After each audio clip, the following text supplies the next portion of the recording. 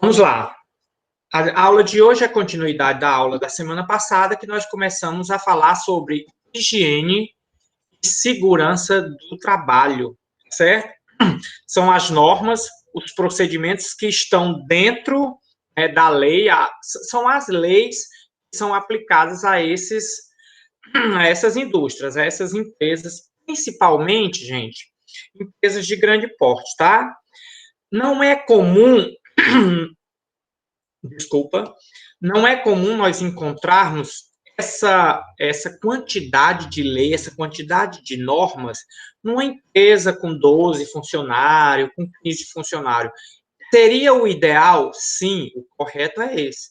Mas é muito difícil uma empresa dessa aplicar todos esses procedimentos. Mas isso é muito comum, né, nas empresas de grande porte. Quando a gente fala em empresas de grande porte, são empresas que têm uma área quadrada muito grande, né, um espaço muito grande, são empresas que têm muito funcionário, acima de 100 funcionários, então essas são obrigatórias, né, a aplicarem esses procedimentos. A gente falou sobre higiene do trabalho, definições, a gente falou sobre aspectos da saúde do funcionário, e agora a gente vai falar sobre a segurança do trabalho, né? O mais interessante é que aqui é só um esboço, né? Só um comecinho, só o início do que se trata essa higiene e segurança do trabalho. Porque, na verdade, sobre segurança do trabalho, a gente tem uma disciplina toda sobre isso, né? Muitas das vezes sou eu que dou, mas na maioria das vezes que aconteceu, desde quando eu cheguei à escola, quem dá essa disciplina é a professora Laís, que é a disciplina de segurança e ergonomia do trabalho, né? Falando aí sobre todos esses procedimentos. Aí nessa disciplina é legal que vocês conhecem as placas, né? As cores que são utilizadas, as cores padrões que são utilizadas dentro da empresa, tá certo? As placas de advertência, as placas de segurança, porque as cores de uma placa é vermelha, a outra placa é verde, muito legal, tá? A forma correta de sentar, a forma correta de estar numa bancada de laboratório, numa bancada de uma empresa, a preocupação com a ergonomia, tá? A postura, a desenvoltura que vocês mantêm no trabalho. Então, tem uma disciplina exclusiva sobre isso, tá? Então, aqui a gente vai só falar um pouco sobre o que é segurança do trabalho. E o que é que diz a definição de segurança do trabalho, tá bom? Ela diz que é um conjunto, a definição diz que é um conjunto, ou seja, é um amontoado de coisa, né? Lembrando para vocês, eu explico para vocês nesse diálogo que a gente tem do nosso dia a dia, mas depois eu explico o termo técnico, para que vocês entendam, né, como é que é a definição do que é que eu estou falando, mas depois vocês precisam aprender esse termo técnico. Inclusive, olha que legal, essa semana nós tivemos a apresentação do TCC de alguns alunos do terceiro ano do ano passado, e esses alunos, quando vão se apresentar, né, principalmente os nossos alunos de agroindústria, a gente faz questão, né, de que vocês usem esses termos técnicos, e os professores ficam encantados. As pessoas que vão para a banca, né, que vão avaliar o trabalho de vocês, quando vocês forem fazer o TCC de vocês, eles ficam encantados, porque, por exemplo, né, vou dar um exemplo aqui. Quando você vai para o laboratório, que você vai misturar duas substâncias, né, você vai homogeneizar. O termo técnico é homogeneizar. Então, a gente usa misturar aqui, porque eu estou querendo que vocês entendam. Mas quando for se apresentar, quando for escrever, tem que utilizar os termos corretos, né? Eu coloquei num equipamento, num agitador magnético, então esse equipamento, ele agitou aquela mistura, né? Ele agitou aquela amostra. Ele não balançou a amostra, não. Certo? Então, é isso que eu quero falar para vocês. Aprendam termos técnicos. Principalmente quando vocês forem para o estágio. vocês vão passar conhecimento para alguém e vocês precisam explicar a situação. Se você for falar sobre lavagem e sanitização, você precisa explicar que o termo técnico é higienização. Então, vamos lá. Qual a definição de segurança do trabalho?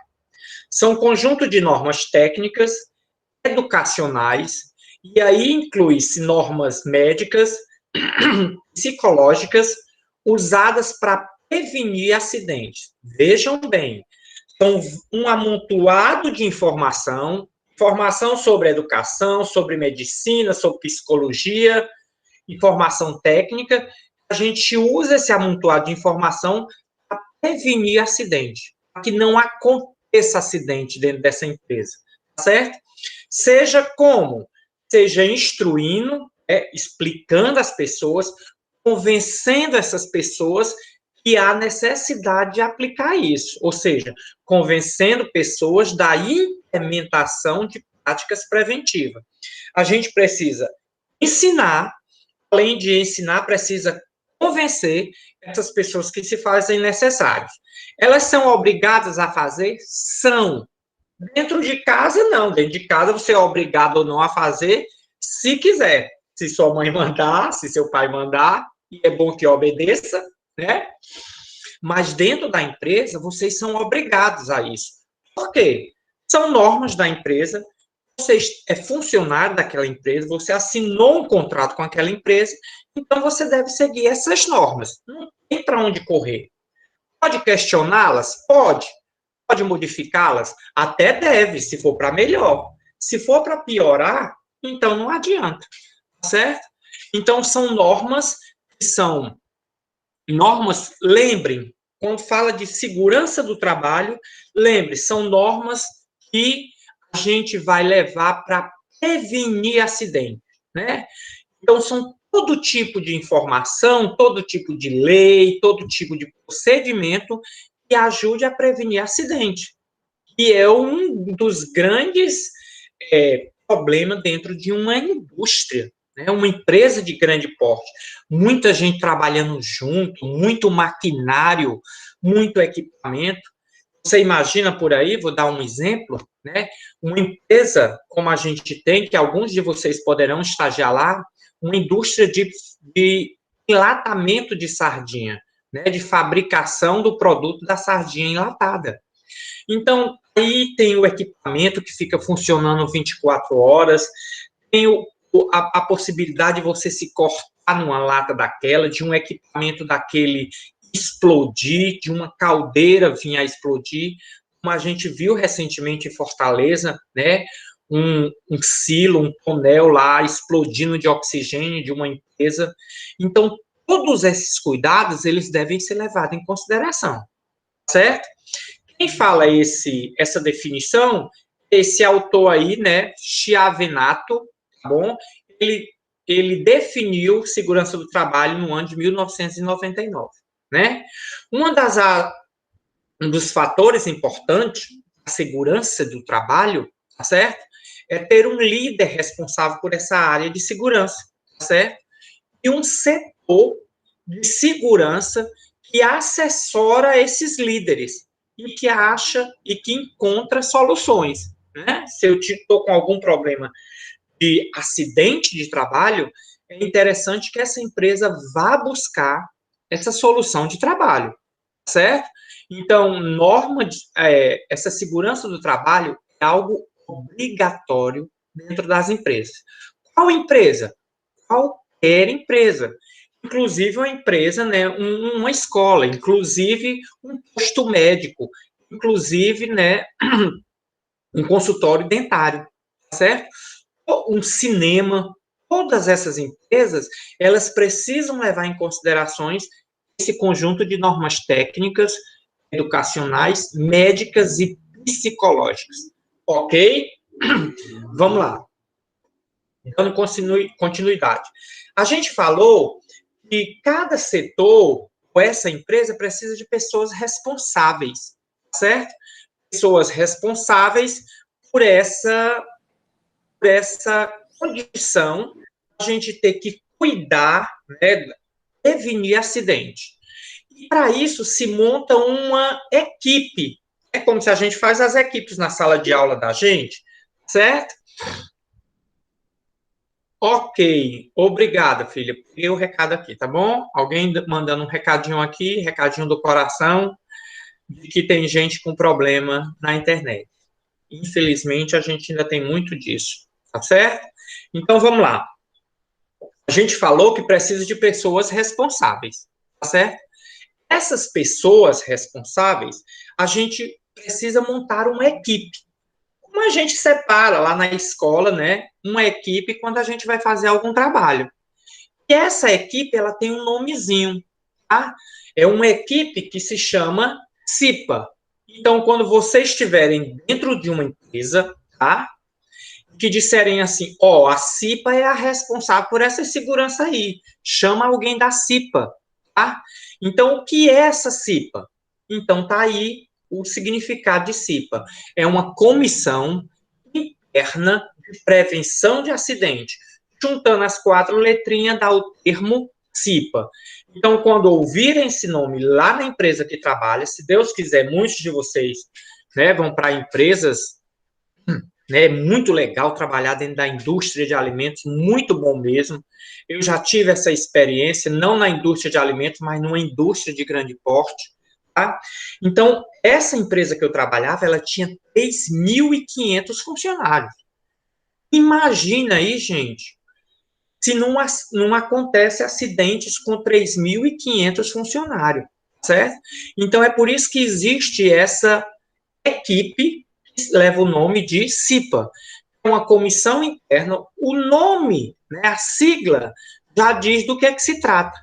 É uma comissão interna, ou seja, de dentro da empresa, e cuida de quê? De prevenir acidentes. Então, é uma equipe que está dentro da sala, ou dentro da sala de aula, desculpa, dentro da empresa, sempre de olho numa possibilidade de um acidente, certo?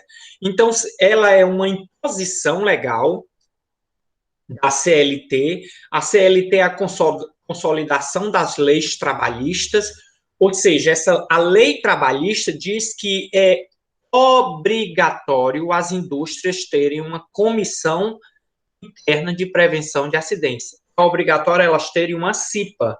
Então, se familiarizem com esse nomezinho, tá certo? E ela está regida na norma regulamentar 05. E ela é uma equipe, tá? Ela tem representantes da empresa e representantes dos funcionários, tá? Normalmente, ela tira um funcionário de cada setor, né? Isso é eleito, a pessoa diz que quer participar da CIPA, tá bom? Então, pode ser por eleição, pode ser por escolha própria ou por alguém por indicação, tá? Então, é necessário, dentro dessa equipe, alguém da empresa, dono da empresa, né, representante do empregado, não precisa necessariamente ser o dono, mas um representante do dono, tá? E precisa também ter representante dos empregados, dos colaboradores, dos funcionários, certo? Qual é o objetivo principal dessa equipe montada? Apontar condições e atos inseguros. Então, vejam bem, são funcionários da empresa. Eles não são deslocados para trabalhar na CIPA. É mais uma função dele trabalhar da CIPA. Tá entendendo? Então, por exemplo, se você trabalha no maquinário, né, tá ali trabalhando no maquinário, ajudando a embalagens naquele maquinário. E aí você faz parte da comissão, né? Faz parte da CIPA. Vou começar a usar o termozinho, né, para a gente ir se familiarizando, para nós irmos nos familiarizando. Então, quando você é um funcionário de algum setor e faz parte da CIPA, você não é deslocado para ir fazer parte da CIPA.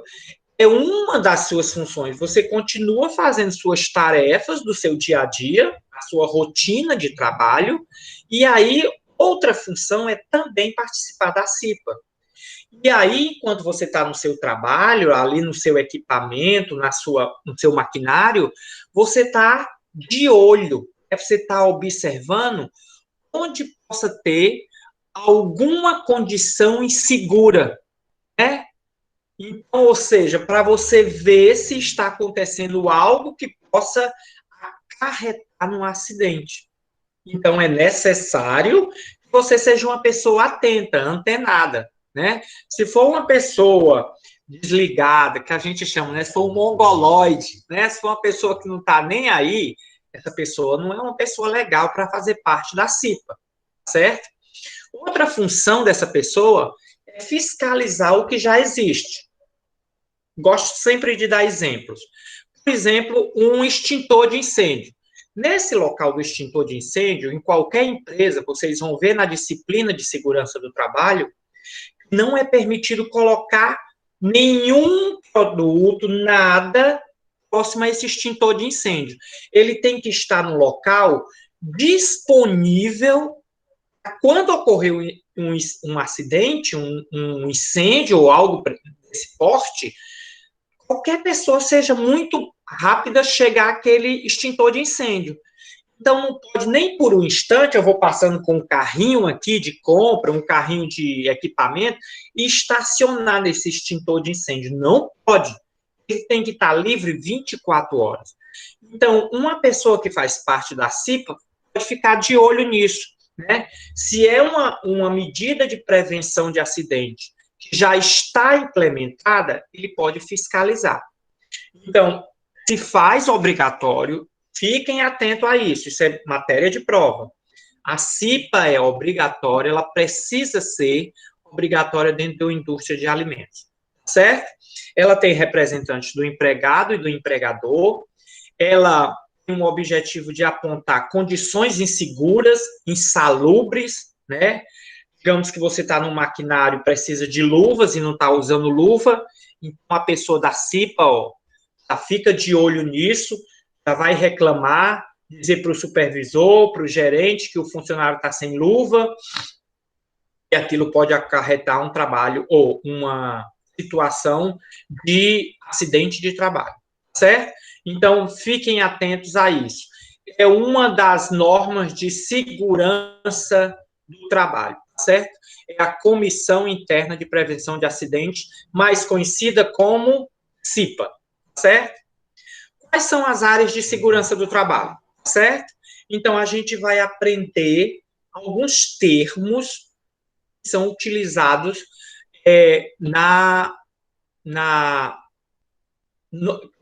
que fazem parte da nomenclatura de segurança do trabalho, certo?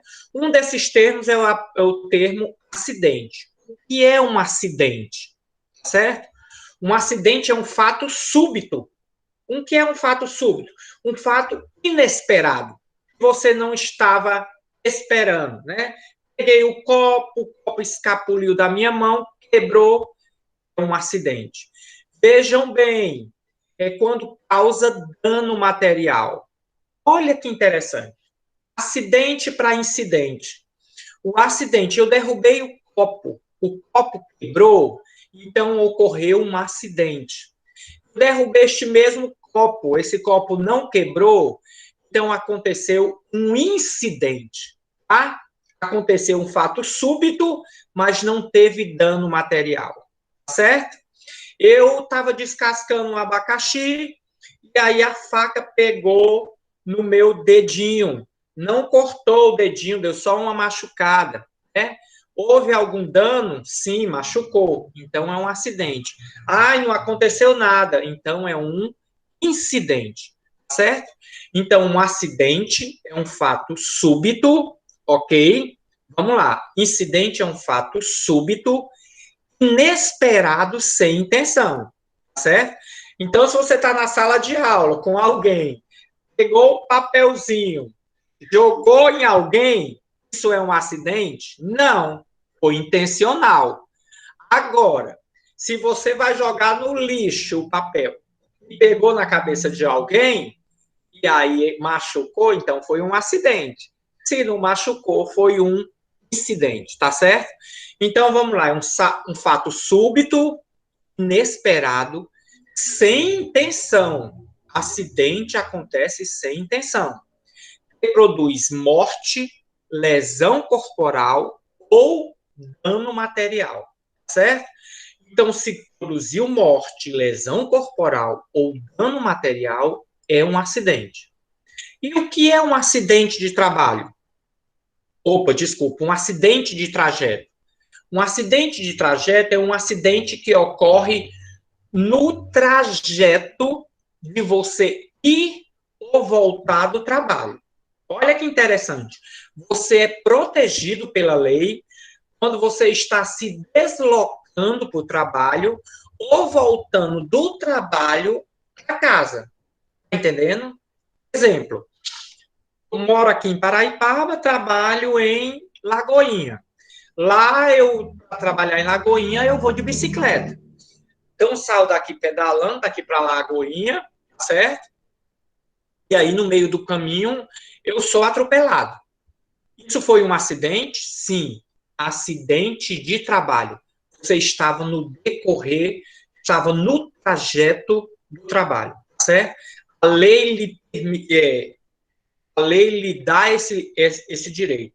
Só que já existe no Congresso Nacional, né? Lá os deputados já estão tentando mudar essa lei, dizer que isso não vale de jeito nenhum, certo?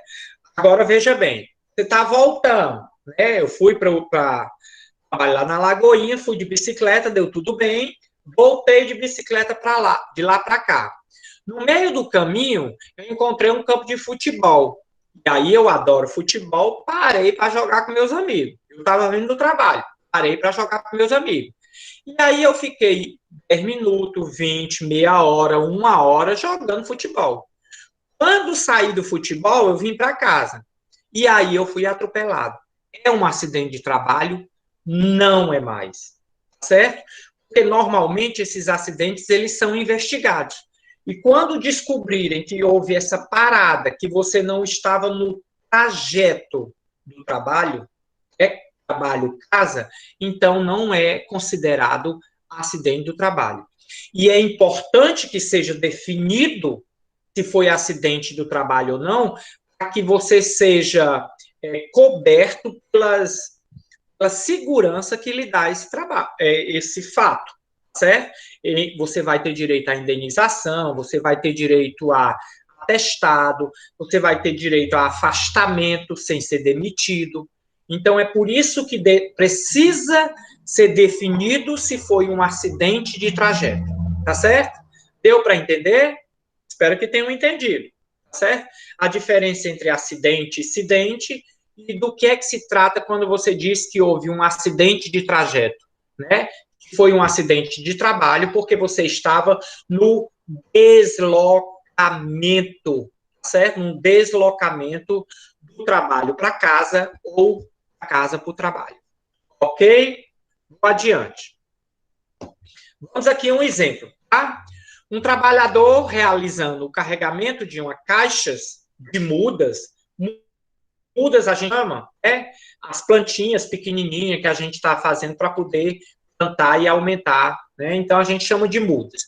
Então, um trabalhador realizando o carregamento de caixas de muda para um determinado local. Em um dado momento, a caixa vem a cair. Prestem atenção. A caixa e as mudas não foram danificadas devido à queda, nem o trabalhador foi lesionado. Portanto, ocorreu um incidente, ou seja, um quase acidente. Entenderam? Eu expliquei isso já no slide anterior. Né? Então, não houve nenhum dano material, não houve lesão corporal, não houve morte, aconteceu um incidente. Então, aquela história, né? Eu peguei o papel, joguei, pegou na cabeça de alguém no caminho, então foi um incidente, porque como é que eu posso dizer? Um pedacinho de papel não machuca ninguém, tá certo? Agora eu tinha jogado um tijolo, né? Uma latinha cheia, pegou na cabeça de alguém, feriu. É um acidente? é um acidente.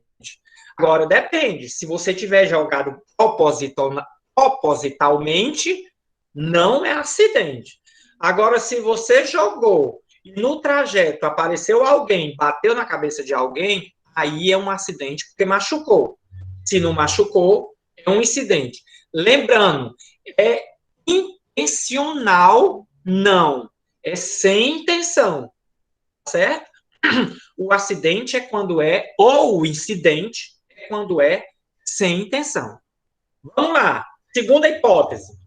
Dessa vez, as caixas e as mudas foram danificadas. Quer dizer, as plantinhas e a caixa que você derrubou foi danificada.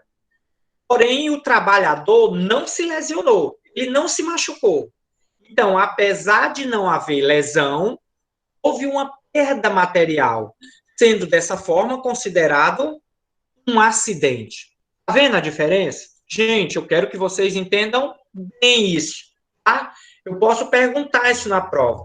Qual a diferença entre acidente e incidente? Tá bom? Posso pedir para completar se é intencional. Então, fiquem atentos a isso.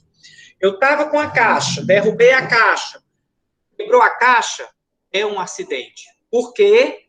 Lá na definição, diz que se houver dano material, é um acidente, certo? Terceira hipótese.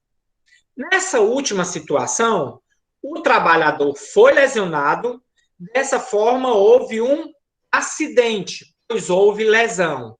A caixa caiu, as mudas não foram danificadas, a caixa não foi quebrada, mas a caixa caiu em cima do pé do trabalhador e machucou. É um acidente? Sim, é um acidente. Deu para entender? Não é possível, gente. Muito fácil de entender. Só lembrar, tá certo? O acidente é sem intenção, tá? E machuca ou danifica. O incidente é sem intenção, também. Não machuca, não danifica. Tá certo? Ok? Tudo bem? Vamos adiante. Eu espero que tenham entendido. Prosseguindo. Que tipos de acidente podem acontecer? Certo? Podem acontecer o tipo de acidente sem afastamento, né? Normalmente é por exemplo, eu estou cortando uma carne dentro da cozinha industrial e machuco o dedo. E aí esse corte é um corte mínimo, e aí eu posso colocar um band-aid, né? Um curativo, posso utilizar uma luva e voltar para o meu ambiente de trabalho. Então, esse é um tipo de acidente sem afastamento, certo? Mas também existe um tipo de acidente que pode ser chamado de acidente com afastamento, certo? E esse pode ser por incapacidade temporária, parcial ou permanente, certo? Então, incapacidade temporária, se você foi afastado menos de um ano. Então, eu machuquei o dedo, foi um corte muito grande, precisou levar ponto, e aí eu fui no médico, o médico me deu um atestado de 15 dias. Então, é um acidente com afastamento por incapacidade temporária. Olha aí, né, o termo técnico. Um acidente com afastamento por incapacidade temporária. Eu podia só dizer assim, eu fui afastado 15 dias com atestado. Eu me machuquei e foi afastado. O termo técnico é esse, certo? Mas esse termo técnico também, ele pode ser por uma incapacidade permanente parcial, certo? É quando você é afastado 3/4, mais ou menos, ou seja, você passa algum tempo afastado, ou pode ser por incapacidade permanente total, né? Como, por exemplo, você estava num maquinário, você trabalhando nesse maquinário, e teve um acidente gravíssimo e você perdeu a mão. E aí? E aí você normalmente é afastado por incapacidade total permanente. Eu fico sem trabalho? Fica. fica desempregado? Não. Você passa a ser uma pessoa que vai fazer parte da Seguridade Social. Você vai receber o seu salário, uma pensão para você viver o resto da sua vida, certo?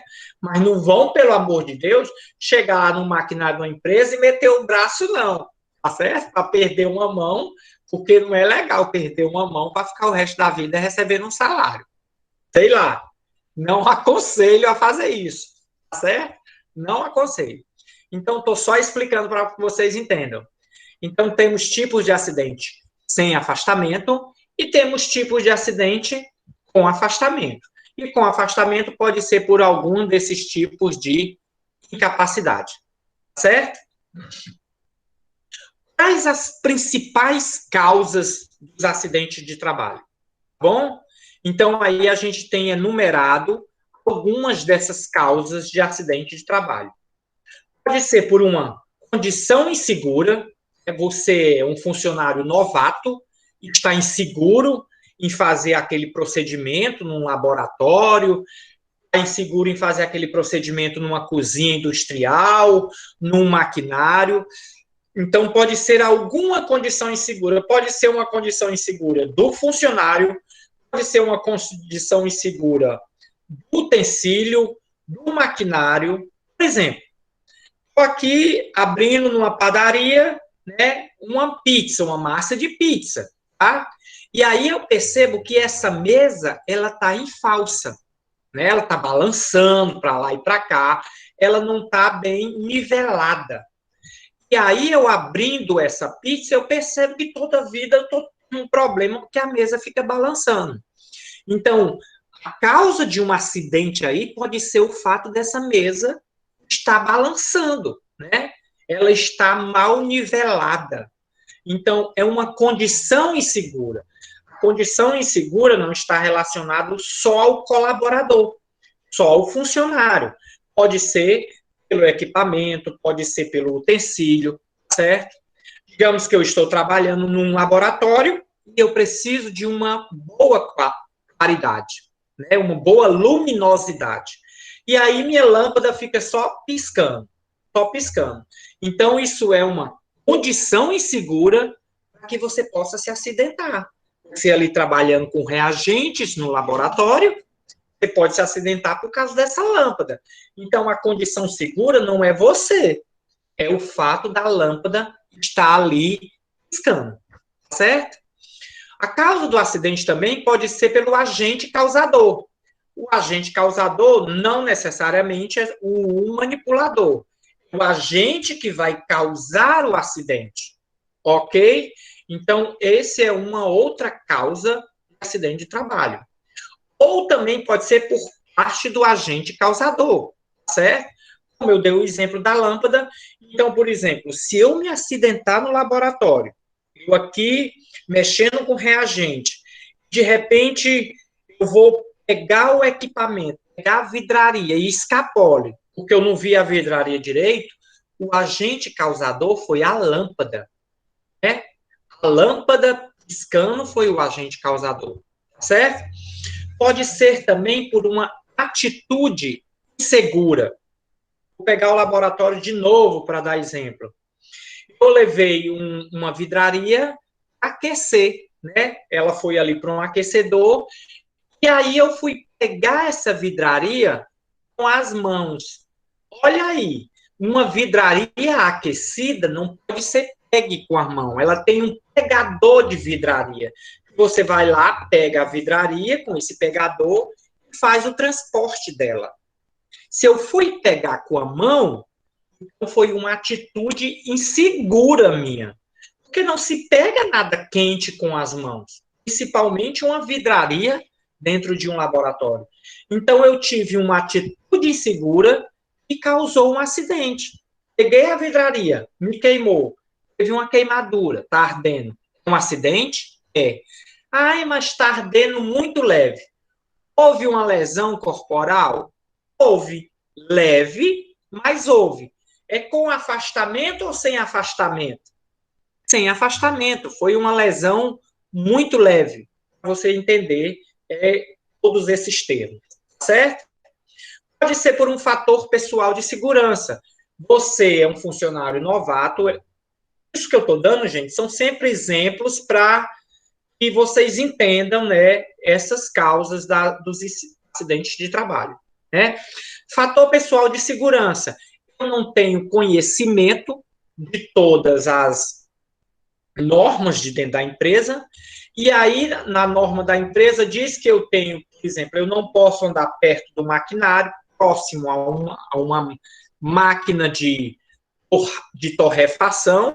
Afinal de contas, essa máquina, ela elimina calor, né, para o ambiente, então ela é muito quente do seu lado, e aí eu fico passando do lado da máquina e acabo tocando na máquina e me queimando.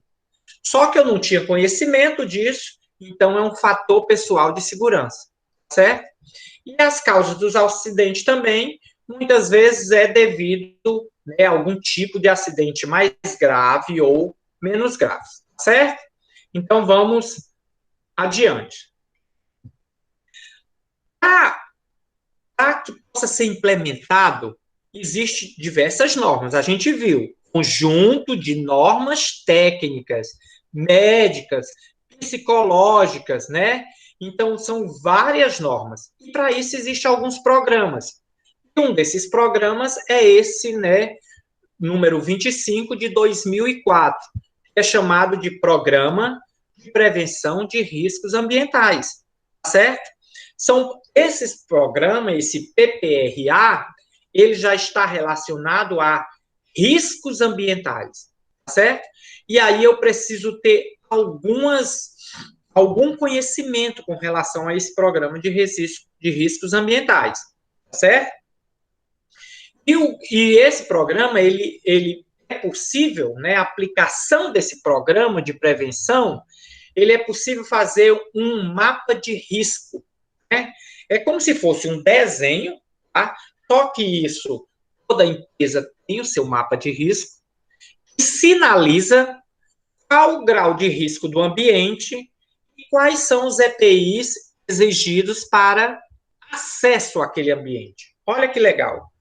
Quais são os graus de contaminação que a gente tem? Lembrem, contaminação química, contaminação física, contaminação biológica, não é isso? Então, esse mapa, ele desenha.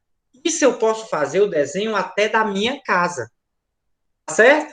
O desenho é como se eu fizesse um layout da minha casa, o desenho da minha casa, e através de símbolos, eu fosse explicando cada ambiente, qual o risco que pode acontecer dentro de cada ambiente. Tá? Vamos dar um exemplo aqui. Pega na casa da gente. Dentro do quarto da gente, tem possibilidade de risco biológico? Não, dificilmente você vai encontrar um micro-organismo dentro do quarto. Então, você não ia botar o símbolo de acidente microbiológico, né? Tem possibilidade de um acidente ou de um risco físico?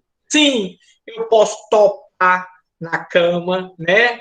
Eu posso pisar em cima do meu sapato, do meu tênis e escorregar.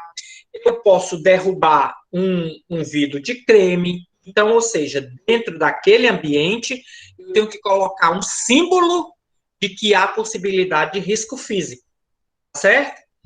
A possibilidade de risco químico? Normalmente não, porque dentro do quarto da gente, né, tem o hidratante do cabelo, que pode usar, tem o perfume, tem o desodorante. Então, isso são produtos químicos, mas que não fazem mal a você, certo? Agora, por exemplo, eu vou à área de serviço da minha casa.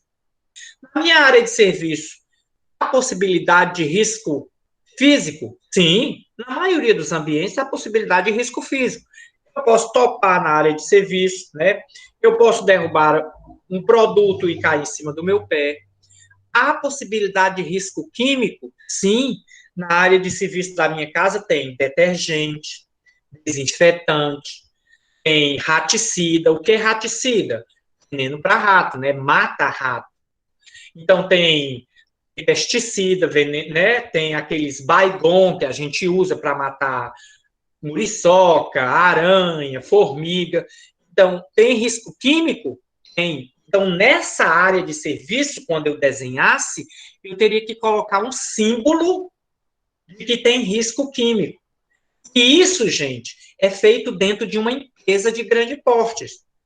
Quando nós fizermos uma visita, se Deus quiser, isso vai acontecer, vamos torcer para que aconteça, quando a gente voltar, a gente vai poder mostrar isso para vocês, que cada empresa dentro do seu setor, quando você entra, tem um mapa desse, um mapa de risco, né? Dizendo quais são os principais riscos dentro daquele setor e quais equipamentos devem ser usados, né? E aí, a partir de agora, é outra siglazinha que vai fazer parte da vida de vocês, que são a sigla de EPI, né? O que é isso? EPI, quando a gente disser assim, olha, você precisa ir para o seu setor, mas não esqueça os seus EPIs. Significa que você precisa utilizar um equipamento de proteção individual, ou seja, aqueles equipamentos que lhe trazem segurança do trabalho. Normalmente a gente pode citar, a nós, se formos entrar no laboratório, alguém pode dizer aí quais são os nossos EPI? Alguém pode dizer, né? Fica ruim a gente conversar, eu dando uma aula para vocês assim, né? Mas vamos lá. A gente indo para um laboratório, lá no laboratório da nossa escola, para a gente entrar lá, a gente precisa utilizar EPI? Sim. Vamos citar os EPIs. Jaleco é um EPI? Agora que eu lembrei, eu vi o Cleonardo com uma foto de jaleco, todo chique, Ave Maria, lindo demais. EPI, jaleco é EPI? Sim, disseram aqui, é EPI. Deixa eu ver quem disse, deixa eu assinar, olhar aqui quem disse. Foi a Jane.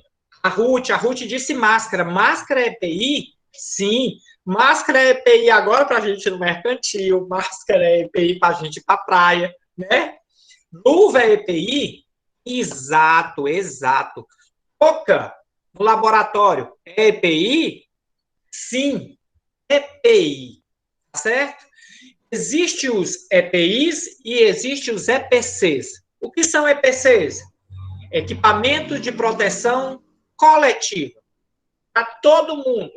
Se nós entrarmos naquela sala e tiver, por exemplo, um exaustor de ar, caso ocorra um acidente, tem como fumaça ser exalada. Um exaustor de ar, ele é um EPC, tá certo?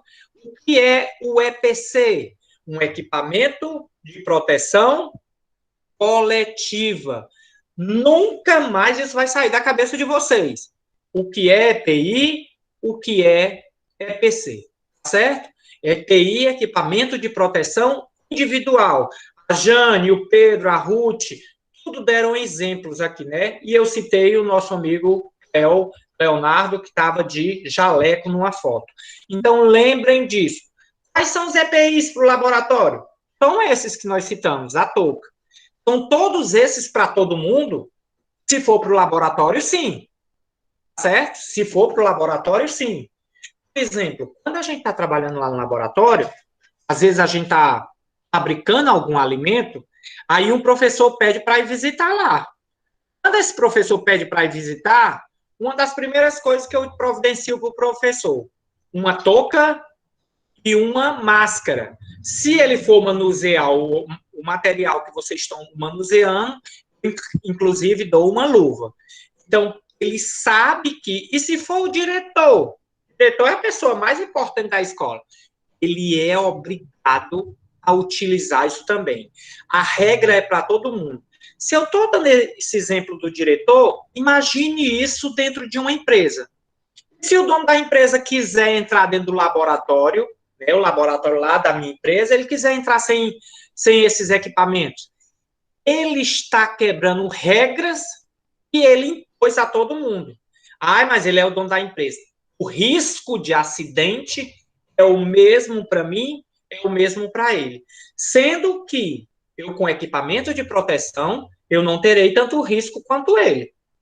Certo? Então, é obrigatório para qualquer pessoa que esteja naquele setor. O EPI, de acordo com o ambiente de trabalho que você que você faz, né? Por exemplo, uma pessoa, um pedreiro, um mestre de obra, não vai usar uma touca.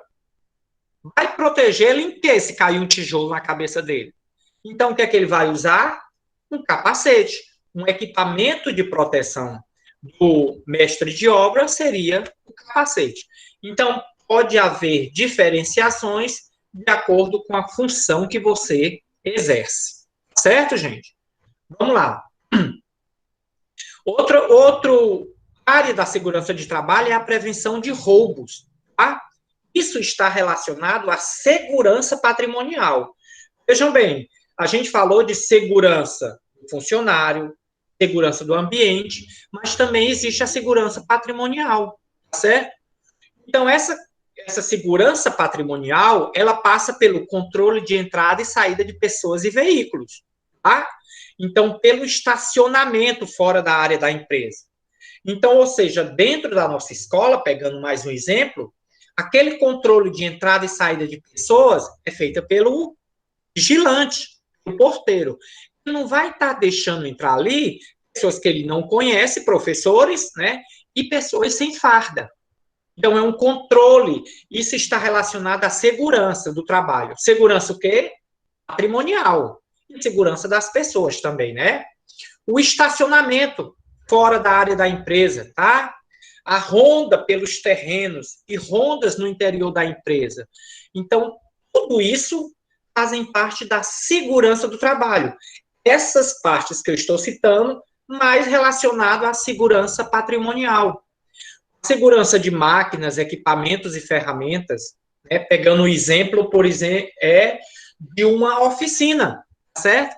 Então, todas aquelas chaves de fenda, todos aqueles alicates, tudo aquilo é da empresa. Então, faz parte do patrimônio da empresa. E manter a segurança daquele patrimônio é uma das funções da segurança do trabalho, certo? Os controles contábeis também, porque isso precisa de registros, tá certo?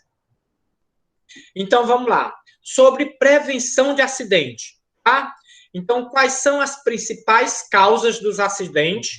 É a temperatura, o oxigênio e o combustível.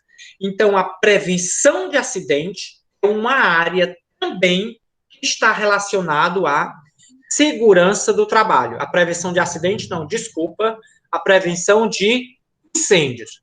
E o incêndio, ele envolve esses três fatores, né? Esses três principais fatores: oxigênio, temperatura e combustível, certo? Olha que interessante, vou dar um exemplo bem interessante. Quando vocês passarem num posto de combustível, tá certo? Agora que vocês forem, eu sei que vocês não dirigem moto, porque vocês são de menor e tudo mais, então quando vocês estiverem com alguém de maior, vocês observem que o posto de combustível, quando a gente vai acessar o posto de combustível, tem uma tirinha no chão ao redor, um buraquinho, né, um caminhozinho feito para escoar alguma coisa. O que é aquilo ali? Aquilo ali é para escoar a possibilidade de um vazamento de algum combustível, né? Para ele não proliferar. Imagine se uma bomba daquela estoura e o combustível começa a vazar. Então, quando ele vazar, ele vai cair naquela canaleta, naquele canalzinho, e ele não vai se espalhar o resto do ambiente. Então, ali é uma forma de controlar aquele local. Ah, mas vai queimar e vai ficar ali. Mas vai ficar só ali. Não vai aumentar o prejuízo. Tá certo? Então, ali é uma construção, aquela canaleta, aquele canalzinho ao redor, já é para prevenir esse tipo de incêndio. Certo? Que o incêndio se alastre, que o incêndio vá ganhar grandes proporções. Certo? Aqui a gente tem uma tabelinha, né, com a categoria do incêndio. Esse incêndio, ele tem uma categoria, e essa categoria está relacionado ao tipo de combustível, né? E dependendo dessa categoria, você tem qual é o agente que faz a eliminação desse incêndio, né? Qual o agente extintor, qual é o agente que extingue, né, que acaba com aquele acidente. Então, normalmente você vai encontrar essas informações no extintor de incêndio. No extintor do incêndio, lá vai ter esse extintor é da categoria tipo C. Significa o quê? Esse extintor de incêndio serve para usar em equipamentos elétricos, tá certo? E normalmente o que tem dentro desse extintor é gás carbônico ou químico seco, né? Se o seu incêndio for de categoria B, significa que o tipo de combustível que você precisa abater, né, eliminar, são líquidos inflamáveis. E normalmente, dentro do extintor, tem que ter o quê? Espuma, pó químico, gás carbônico. E qual é o principal cuidado? Porque esse material ele é usado como um neutralizante, certo? Então, é interessante você, dentro de uma empresa, você tenha esse conhecimento das categorias de incêndio para que você possa utilizar o extintor correto. E só usa esse extintor quem tem e sabe manuseá-lo. Normalmente são as pessoas de onde? Da CIPA, né? Se o incêndio acontece no seu setor, você não tem conhecimento nenhum, ó, mete o pé, vai-se embora e corre. Liga no máximo o alarme, tá? E aí as pessoas da CIPA se responsabilizam por esse incêndio, certo?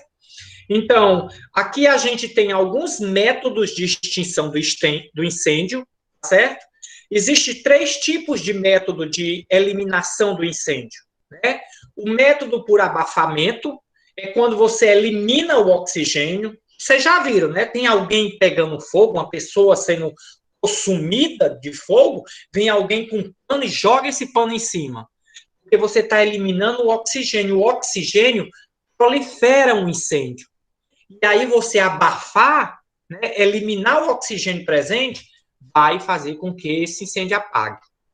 Outra forma de extinguir o incêndio é o incêndio através do isolamento ou remoção, né? É quando você neutraliza o combustível, como eu citei o exemplo do posto de combustível.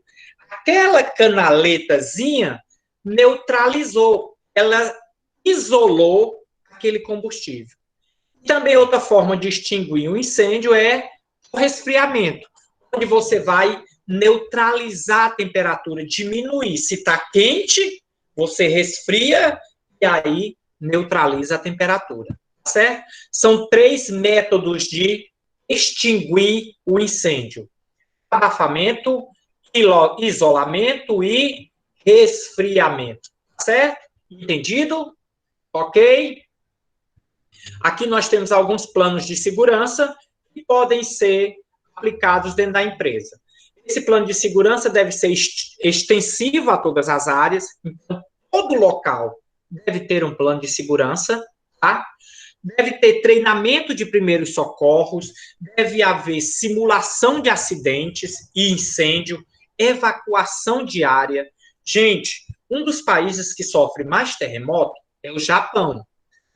Todo aluno, todo funcionário, inclusive criancinha, né, do jardim, da infância, eles aprendem esses tipos de simulações de acidente, evacuações da área. Nos Estados Unidos, toda escola passa por esse treinamento. Teríamos que fazer isso na nossa escola? Sim. Simulação de incêndio, para saber como se deve ser o procedimento para evacuar a área, para não ter atropelo, ninguém ficar para trás, um pisotear o outro. Isso é necessário, um plano de segurança, certo? Fornecer instrução de segurança para todo mundo. Todo mundo que trabalha naquele ambiente tem que conhecer o mínimo de segurança. Um exemplo do nosso dia a dia, a gente nunca liga. Vocês lembram do acidente que ocorreu, do incêndio que ocorreu numa boate chamada Boate Kiss, em Santa Maria, que morreu mais de 250 pessoas? Ali aconteceu o acidente porque a porta de emergência de sair, eles haviam trancado, que não é permitido, eles trancaram para que ninguém saísse sem pagar a conta. Só que eles não imaginavam que aquele incêndio ia levar a uma proporção de matar tantas pessoas, tá certo? E, por exemplo, você vai para uma boate, né? Se for para uma boate, é interessante que você saiba qual é a área de saída de incêndio. Você vai para um cinema, é interessante que você saiba onde é a área de sair do cinema com segurança. A área de segurança. E isso mostra. A área de saída é aquela que tem a letrinha E, X, T. Né? Ali está mostrando que é a área para você sair com segurança. Certo? Então, esse plano de segurança, ele é obrigatório em todas as empresas, em todas as instituições, certo? Então, a aula de hoje é isso. A gente termina esse material hoje, tá? Higiene e segurança do trabalho. Sobre segurança do trabalho, vocês terão muito mais, né? Informações, uma disciplina completa sobre isso. Isso aqui foi só uma sobremesa, a sobremesa antes da prato principal, né? Só uma entrada, digamos assim, certo?